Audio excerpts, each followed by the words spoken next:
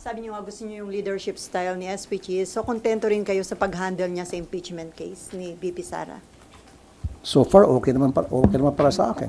And what's important to me is matutuloy yung impeachment. And gustong-gusto ko matuloy impeachment para mabigyan natin pagkakataon si VP Sara na maisabi niya yung kanyang side. Mas maganda, di ba, ma-clear niya yung name niya sa pamagitan ng pagdidepensa niya doon sa impeachment at mapapatunayan na inosente siya as opposed to yung mababasura before na magkaroon ng hearing sa impeachment. So, against din kayo na ma-dismiss agad yung impeachment case nang walang trial na mangyayari? No, against ako. Gusto ko dapat... You will vote against it? Gusto ko magkaroon ng trial. Para naman magkaroon si VP Sara ng pagkakataon madepensa niya ang sarili niya. Kasi for now, sinasabi nga niya na inosente siya.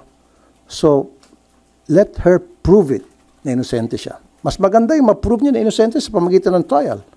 And then, nakita ng mga senador na talaga inosente siya at kulang sa ebidensya. Di ba mas maganda yon? Sir, isa kasi sa mga inaasahang move ng defense pag reconvene ng impeachment court is really to move for dismissal. So what can we expect from you since baka mauwi sa botohan, sir, ng senator judges?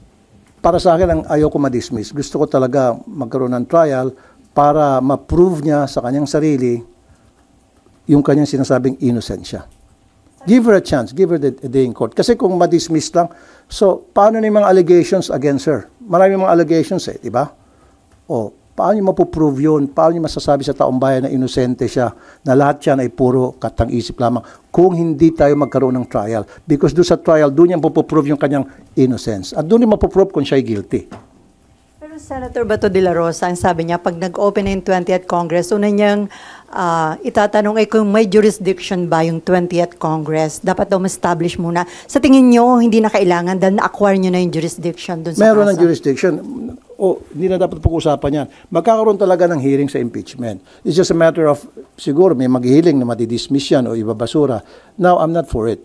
Ang gusto ko magkaroon ng trial para ma-prove again for the nth time, ma-prove ni VP Sara na siya inosente, like what she been saying and her attorneys and her campo na inosente siya. So mas maganda na ma-prove niya na inosente sa pamagitan ng trial, sa resulta ng trial, versus madidismiss agad-agad. So wala siyang pagkakataon na mapakita sa taong bayan na siya ay malinis at yung mga aligasyon ay gawa-gawa lamang. May we know how you are preparing for the impeachment, sir? Are you getting or hiring extra legal minds to advise you? I've been talking to my legis every now and then. In fact, I've been also consulting to some lawyers. In fact, meron pa akong mga konsulta. I'm not gonna tell you their names. Mga former justices ng Sandigan Bayan, may former justice ng Supreme Court na nakausap ko. So I've been talking to some people and asking for their inputs. Bakit, sir? Ba't kinakailangan niyo, sir, na ganun karaming i-consult niyo? Because this is my first time na maka-attend o maging senator judge sa isang impeachment hearing. So dapat I should be prepared. Hindi ako pupunta doon ng blanco. Dapat meron akong sapat na kaalaman so that I can make intelligent decision at the end of the day. Pero wala kayong nakita, sir, na parang delaying tactic. Kasi sabi niyo, babat ang tagal. Parang hindi... For me, I don't think so. Labas na tayo doon, lampas na tayo doon sa delaying tactics na tinatawag. Doon na lang tayo pag-uusapan natin yung sa impeachment trial na. Kasi, para sa akin, gusto ko talaga magkaroon ng trial. Tanong lang tayo na SONA last time. Okay? Sir, sana lang. Sir, expectation sa SONA ng Pangulo since more than 1 week na lang po? What you want to hear po? What I want to hear is, I don't know yet kung ano yung mga sasabihin niya. Of course, meron nung nag-prepare ng kanyang speech, meron mga nag-advise sa kanya. Pero ang gusto ko sana, wish ko lang, hindi naman siguro masama mag-wish, sabi nga nila, hindi naman siguro masama mangarap, libre ang mangarap. Pangarap ko sana sa SONA, baka pwedeng isali ng, sabi ko, big man, Mr. President, pwede mo isama sa SONA mo yung tungkol dito sa problema natin sa online gambling. I don't know. But again, hindi ko dinidiktahan, hindi ko sinasabihan ang ating Pangulo because desisyon niya yan. Ayaw kong pakialaman yung lahat ng mga ginagawa niya. In fact, karamihan sa kanyang mga ginagawa ay support. Dahil nakita ko na kapareho na advocacy ako, I support him. But dito, ako'y nag-wish lamang na sana makarating sa Pangulo kung gaano kalala na itong problema sa online gaming. At sana wag siyang lokohin, meaning wag siyang bigyan ng wrong information.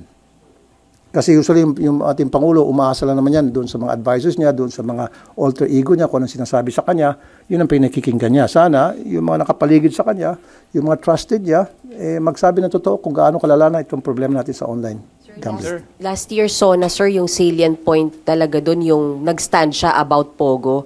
So is that something na gusto niyo? Which was very commendable. In fact, nagkaroon siya ng standing ovation. Isa ko sa matumayo at pumalakpak ng gusto. Hanggang sa mabingi ng tenga ko sa kapalakpak sa kanya. So, since wish lang naman, sir, gusto niyo rin ba na magkaroon nga siya ng malinaw na stand on online gambling, sir, naman, this time?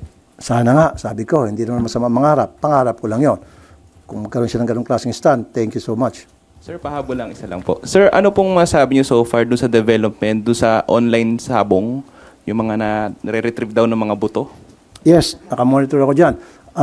And our authorities so far are doing good, especially yung ating Philippine Coast Guard, which under sa committee ko yan, sa DOTR. And sabi nga nila, ayaw nilang galawin muna yung mga sako, nakikinig sila, may mga forensic expert tulad ni Fortune, na sabi dapat this is the way you should handle the pieces of evidence o yung sako, etc.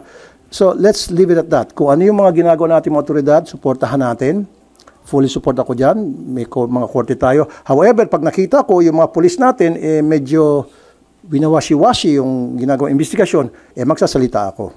Pero sir, ano yun, nagpalakas dun sa whistleblower yung kanyang mga binulgar dahil dun sa nakukuha ng mga buto or... That's a good development, as a matter of fact. Kaya lang, may mga nagsasabi na baka planted daw yun. Siyempre, tuwing merong ginagawa yung damn if you do, damn if you don't. Ganun tayo mga Pilipino.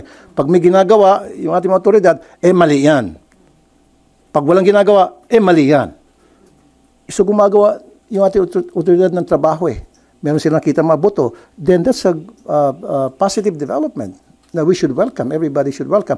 But it has to be investigated by the forensic experts, thoroughly investigated kung talagang magmamatch talaga yung kasi so far sa balita ata, 12 na ata sa mga family ng victims ay nakuha ng DNA samples para i-match yun, gagawin ng cross-matching. So let's leave it at that. Sana maging successful yung gagawin cross-matching. Okay, thank you.